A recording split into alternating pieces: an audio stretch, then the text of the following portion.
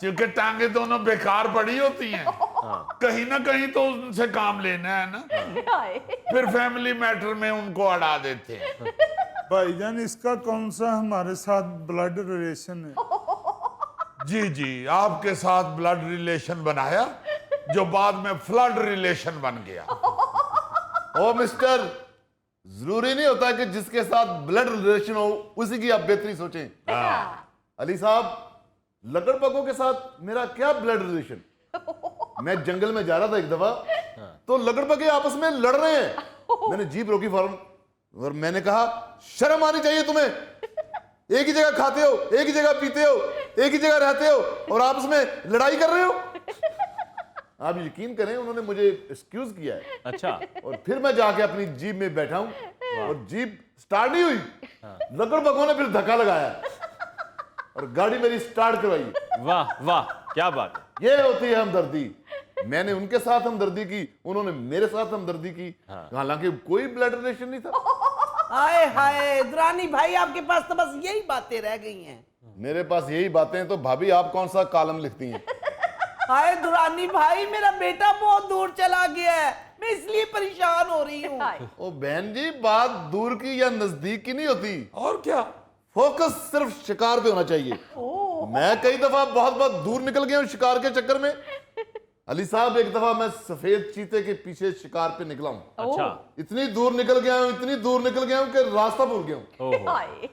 जब मुझे सफेद चीता मिला है तो अली साहब, मैंने उसका शिकार नहीं किया बल्कि उसके साथ मजाकरात किए। अच्छा। मैंने कहा, बैठो, मैं रास्ता भूल गया हूं, मैं बहुत दूर निकल गया हूं, मैं भटक गया हूं। सफेद चीते, मुझे वापस छोड़ के आओ। वाह। और वो आया मेरे साथ, उसने मेरी बात को इग्नोर नहीं किया। अली साहब, क्या कहने, क्या कहने।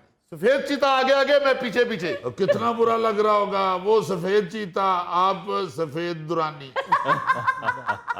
आप यकीन करो कि मुझे 9 नंबर वैगन तक छोड़ के गया, सेफ करके गया वो। अच्छा। ये चीता ही था या आपका कोई ताया चाचा था? कद्दूस साहब, मेरी रिश्तेदारी ही है जानवरों से। वाह।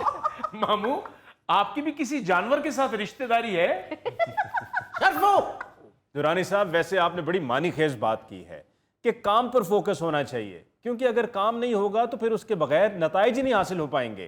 अब कोई नजदीक हो या दूर, उससे क्या फर्क पड़ता है? कितने लोग हैं जो परदेश में हैं लेकिन वो काम कर रहे हैं, क्योंकि अगर आप काम नहीं करेंगे तो आप हड हराम हो जाएंगे। मैं ये भी नहीं कह सकता कि अब्दुल सलाम की तरह। सॉरी डैडी, मैं जरा अपनी पैकिंग कर लूं। जो सामान इस्लामाबाद लेके जाना है वो सारा अंदर बिखरा पड़ा है। जाओ जाओ बेटे, शुक्रिया, कोई ऐसी बात नहीं। गुड लक, जहां रहो मेहनत के साथ काम करो बस। भाईजान, वैसे मेरे पास एक आइडिया है। जी, क्या आइडिया है जी? तरबूज लेके नहर पे चलें?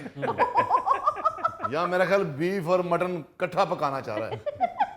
नहीं, आइडिया तो बहुत अच्छा है, अगर आप कहें तो मैं कह देता हूं। जी बताएं बताएं। वैसे आज तक तो आपके किसी आइडिया से हमें फायदा नहीं हुआ, नुकसान ही हुआ है, मगर फरमाएं क्या आइडिया है आपके पास? क्यों ना भाईजान, हम सभी इस्लामाबाद शिफ्ट हो जाएं।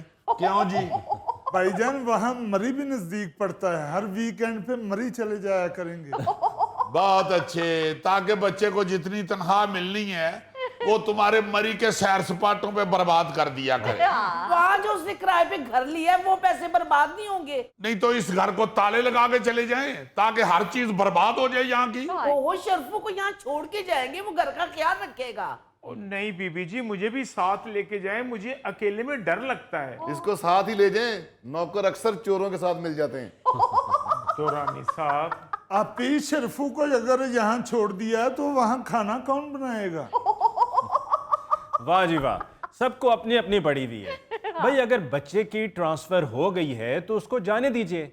हमारे मुल्क में यही तो सबसे बड़ा अलमिया है कि 50% ऐसे लोग हैं जिनकी कहीं पर अगर ट्रांसफर पोस्टिंग हो जाए तो उनकी कोशिश ये होती है कि किसी तरीके से उसको रुकवा लें, या जाना ही ना पड़े वहां पर। बिल्कुल। तरक्की याफ्ता कौमें भाग दौड़ कर रही हैं, अपने काम काज कर रही हैं, उनको ये सिफारिशें ढूंढने के लिए उनके पास टाइम ही नहीं है, फुर्सत ही नहीं है। उनकी तरजीह उनका काम है। जी जी अली मुमताज साहब, इसमें क्या जरूरत है यार इतना सोच विचार करने की या इतना रटा डालने की?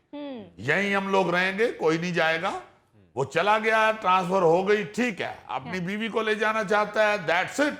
सही। अस्सलाम वालेकुम अंकल। वालेकुम सलाम। आओ बेटे, क्या हाल है, ठीक हो? जी अल्हम्दुलिल्लाह। आंटी वो सनी का फ़ोन आया था, वो कह रहा था कोई सामान इस्लामाबाद लाना है, तो वो भाभी को पता है, उनको बता दें।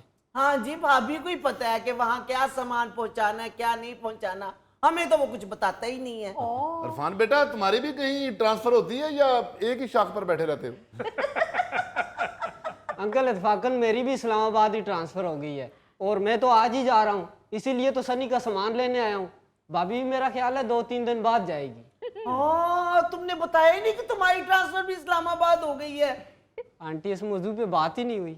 अच्छा, अगर इस्लामाबाद जा रहे हो तो अपनी बीवी को साथ लेकर जरूर जाना। क्यों जी? आप देखें जरा कि बेटे की ट्रांसफर हुई है तो बहू साथ क्यों जा रही है। अब दामाद की ट्रांसफर हुई है तो वो बेगम को साथ लेके जाए।